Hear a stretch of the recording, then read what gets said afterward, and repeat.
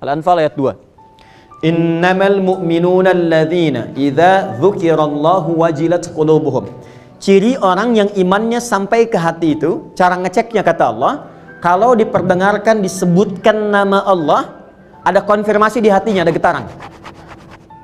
Nah biasanya, maaf, dalam sehari Allah memerintahkan disebutkan namanya 5 kali dalam sehari setiap pergantian waktu.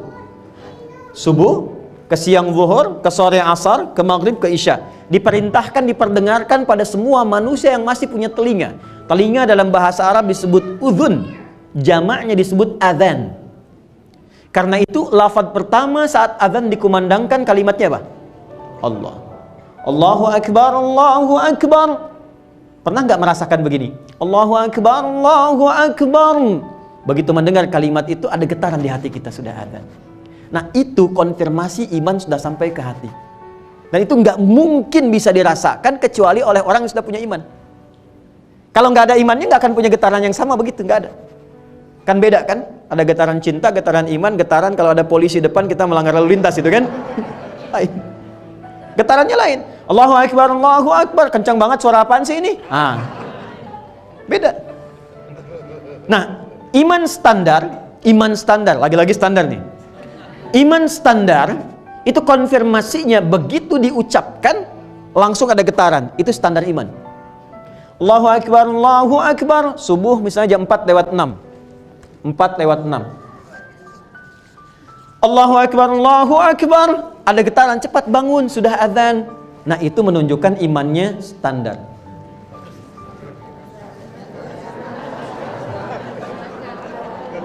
Kuat tidak, lemah juga tidak. Itu dalilnya Quran surah keempat ayat 103 di ujung ayatnya. Inna salata kanat 'alal mu'minina kitaban mawquta. Orang beriman itu tahu waktu salat. Konfirmasinya Allahu Akbar, Allahu Akbar. Ya Allah, sudah azan standar. Kalau kuat, dia tunggu baru selesai isya dah nunggu subuh.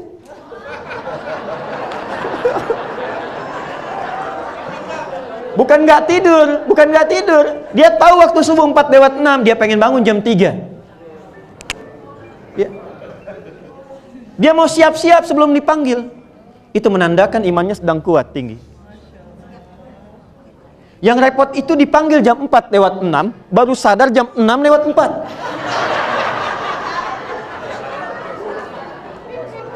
Tapi kalau masih ingat sholat, masih ada konfirmasi iman.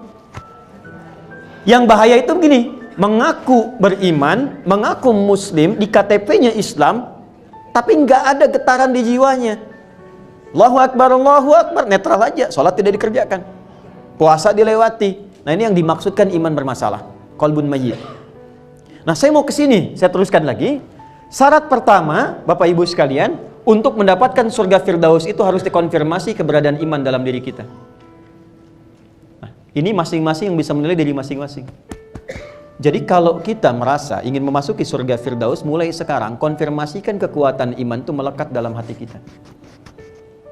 Yang tahu cuma kita sendiri. Apakah imannya kuat, standar, atau di bawah standar. Allahu Akbar, Allahu Akbar. Bahkan sekarang udah ada yang lihat jam berapa asar. Lihat? Sudah ada yang menyiapkan maghrib, menyiapkan isya. Berbahagialah. Pokoknya sepanjang ada getaran dalam jiwa kita yang mengonfirmasi keagungan Allah, maka disitulah kita masuk dalam level golongan apa? Mu'minun. Qad aflahal mu'minun. Kuncinya sudah ada. Nah, sekarang cara melatihnya bagaimana? Supaya iman itu semakin kuat, dijaga sampai dengan meninggal. Karena kalau nggak dilatih, sinyalnya redup, Bu, Pak. Kalau nggak dilatih, sinyalnya redup. Kayak Anda punya handphone, kalau sudah baterainya lemah, kan harus dicas kan? Kalau mau dicas kan, biasanya pakai kabel kan? Ada adaptornya disambungkan kan? Kabel itu bahasa Arabnya habel. Disambungkan ada energi lagi, masuk dalam diri kita, masuk dalam handphone. Baterainya kuat lagi. Nah, harus ada tali yang menyambungkan kita dengan Allah. Hablum minallah. Cas, untuk mengecas supaya iman itu lebih kuat lagi. Maka bentuknya apa? Perhatikan kalimatnya baik-baik. Qad aflahal mu'minun alladzina hum fi salatihim khasyun. Amalannya 1. Ini netral, Anda mau jadi apapun, mau jadi notaris, mau jadi pejabat yang lain dan sebagainya. Pokoknya kalau ini dikerjakan, jaminannya firdaus, bukan sekedar jannah. Salat, perhatikan, salatnya khusyuk.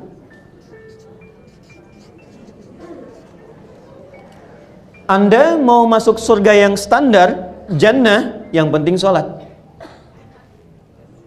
Mau tingkat khusyuknya berapa persen, yang penting saya salat.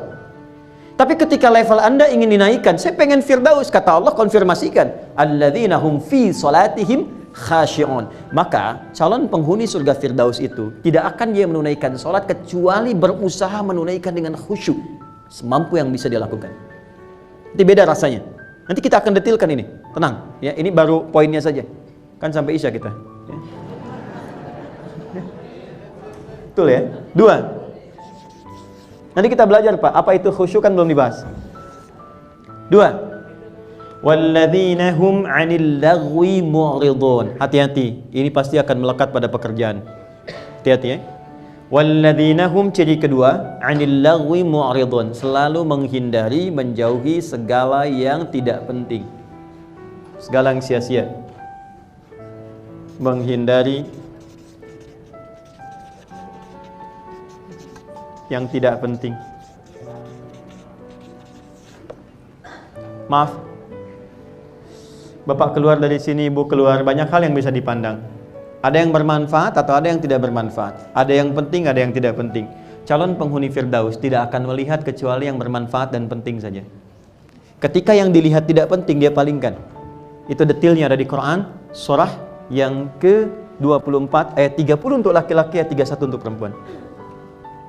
Quran surah An-Nur ayat 30 untuk laki-laki, ayat 31 untuk perempuan. Yang ini dalilnya Quran surah kedua ayat 45 sampai dengan 46, ditafsir di Quran surah ke-29 di ayat yang sama 45. Pelan-pelan. Saya turunkan yang ini dulu ya. Contoh. Dari mata. Pelan-pelan. Quran surah 24 ayat 30 untuk laki-laki. Kullil mu'minina, dikonfirmasi lagi imannya. Kan qad aflahal mu'minun, ditafsir di sini kullil mu'minina. Muhammad SAW viralkan. Saya sekarang lebih senang menerjemahkan dengan kata-kata viralkan dibanding katakan. Ya, karena lebih luas sifatnya. Muhammad SAW viralkan. Kalau sudah viral, like, share, and subscribe, kan? Baik. Muhammad viralkan. Katakan pada semua yang merasa beriman, yaghuddu min absarihim, maka praktekan ghaddul basar. Apa itu ghaddul basar? Ghaddul basar itu bukan nggak boleh lihat. Silahkan melihat. Tapi ketika yang dilihat itu berpotensi mendatangkan yang tidak bermanfaat, apalagi maksiat, maka palingkan. Awas, jangan salah ya. Saya berbicara misalnya dengan bapak, dengan ibu. Dalam Islam silahkan saling menatap, gak ada masalah. Tapi ketika yang ditatap itu berpotensi mendatangkan hal yang tidak bermanfaat, bahkan maksiat, palingkan. Anda silahkan cek WA, lihat gambar macam-macam YouTube. Ketika tatkala melihat itu ada hal yang tidak bermanfaat, palingkan. Definisi palingkan itu bisa hapus, bisa ganti, ya, bisa kita palingkan dengan nyata. Ya. Jadi bukan gak boleh lihat. Ini penting saya tegaskan karena saya dulu pernah 2002 di Jogja, ada seseorang yang memahami ayat ini nggak boleh lihat gitu. Jadi dia naik sepeda ke pinggir jalan raya, matanya nunduk begini tuh. Nah, sekira ini penting untuk ditekankan kembali ya. Kemudian wa kullil mu'minati, perempuan juga begitu. Yaghdudna min absarihinna. Jaga pandangannya. Dari mata turun ke lisan dulu, Bu. Ke lisan. Jangan langsung ke hati aja ya. Jangan langsung ke hati, turun ke lisan. Yang dipanggil imannya lagi. Enggak, saya mau detilkan tentang kalimat anil lagwi mu'ridun. Kan ada kan kata-kata yang tidak manfaat? Ya kan? Apa di antara contohnya? Lawan dari semua yang baik. Celaan itu nggak bermanfaat. Hoax itu nggak bermanfaat. Maaf ya, cacian nggak bermanfaat. Berdebat yang tidak benar, debat kusir nggak bermanfaat. Maka turunlah Quran surah 49 di ayat yang ke-11 sampai 12 misalnya. Ini kalau kita mau rinci sampai ke kaki kita bisa turunkan. Ini baru mulut, baru lisan. Ya ayyuhalladzina amanu, hai semua orang yang telah merasakan beriman, iman. La yasraqu min qaum, jangan saling mencela. ketika Anda menuliskan Notaris Muslim Indonesia, Anda katakan bersama menggapai Firdaus, bersama menggapai Jannah, maka konsekuensinya sifat-sifat ahli Jannah itu turunkan dalam perilaku kita. Jangan sampai di keluarga besar ini ada yang saling mengecilkan, saling ingin menjatuhkan, saling mengungkap aib dan sebagainya. Baik itu di lingkungan keluarga, kalau disebut besar termasuk keluarga besar yang tidak ikut ke sini. Ibu datang, suami di rumah, jangan sampai bikin pengajian ibu yang suami disebutkan. Betul, ini contoh yang contohnya nyata diungkap di Quran, surah keempat ayat 34. Karena di antara nama perempuan itu kalau banyakan disebut nisa. Kalau laki-laki namanya konsisten, Bu. Sendiri ataupun banyak, itu akar katanya satu. Kalau sendiri rajulun, kalau banyakan rijalun, hurufnya nggak berubah. Rajul itu tegak, ya, berwibawa, tegas. Makanya kaki disebut rijlun karena tegas, kuat. Ya, jadi kalau ada laki-laki yang melambai, nah itu keluar dari sifat rujuliyahnya. Perempuan itu namanya dua. Kalau sendirian dia mar'ah. Saya detilkan sedikit ya. Kalau sendirian mar'ah. Kalau banyakan seperti ini nisa. Berubah jadi nisa. Ya, jadi nisa itu artinya apa? Bukan perempuan. Bukan wanita, nggak usah maksa. Nisa itu perempuan. Udah pakai perempuan. Banyak an-nisa.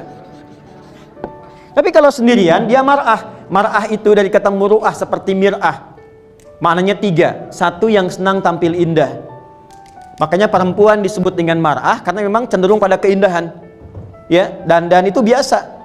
Makanya mir'ah itu disebut cermin itu mir'ah bahasa Arab seperti mar'ah. Jadi kalau ibu bawa cermin, bawa kaca itu biasa. Diperiksa di dompet ada kaca, nggak apa-apa. Di handphone ngaca, nggak ada masalah. Masuk ke sini ada kaca, lihat lagi, wajar. Ya. Tapi ingat, mar'ah juga seperti mir'ah. Al-mar'atu kal mir'ah. Perempuan punya nilai perasa seperti cermin. Ibu pernah lihat cermin ya? Kalau cermin itu dilempar sampai pecah, bisa nggak disusun kembali? Jangan salah, bisa disusun kembali, tapi tak mampu memantulkan bayangan yang sempurna. Sama dengan perempuan, jika dia tersakiti, bisa cepat memaafkan, tapi sulit melupakan apa yang telah dialami.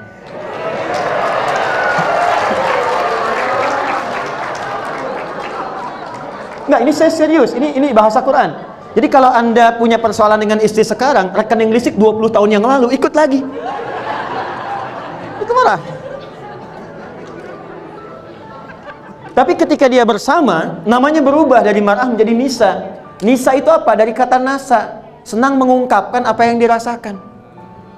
Saya nggak bilang curhat ya, cuman suka mengungkapkan apa yang dirasakan. Persoalannya kata Quran, ya, Quran surah keempat ayat 34, "Fas-salihatu qanitatun hafizatun lil ghaibi bima hafizallah." Kadang-kadang ketemu dengan temannya yang dicurhatkan hal yang tidak seharusnya keluar dari mata turun ke lisan. Ibu kumpul, "Teteh apa kabar?" "Baik, alhamdulillah." "Gimana pekerjaan?" "Semua lancar." "Keluarga?" "Alhamdulillah sehat." "Suami bagaimana?" Di situ masalahnya.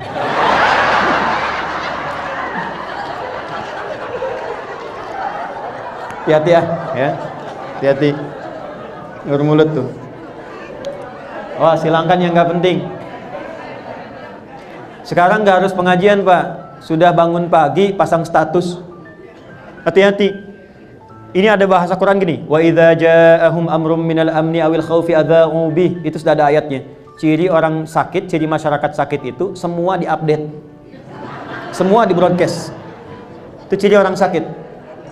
Anda keluar dari sini, lihat langit mendung, dipoto ceklik.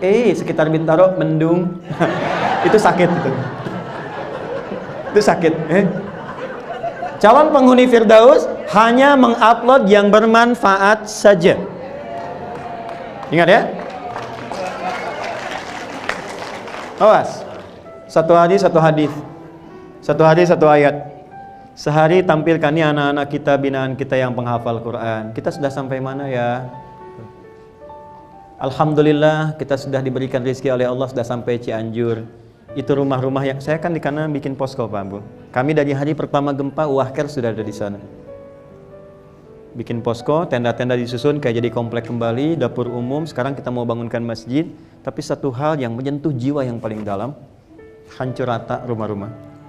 Bukan itu. Yang paling dahsyat itu rumah yang tegak pun yang masih mewah, penghuninya tidak berani masuk ke dalamnya. Takut. Dia lebih memilih tinggal di terpal-terpal atau meninggalkan wilayah itu.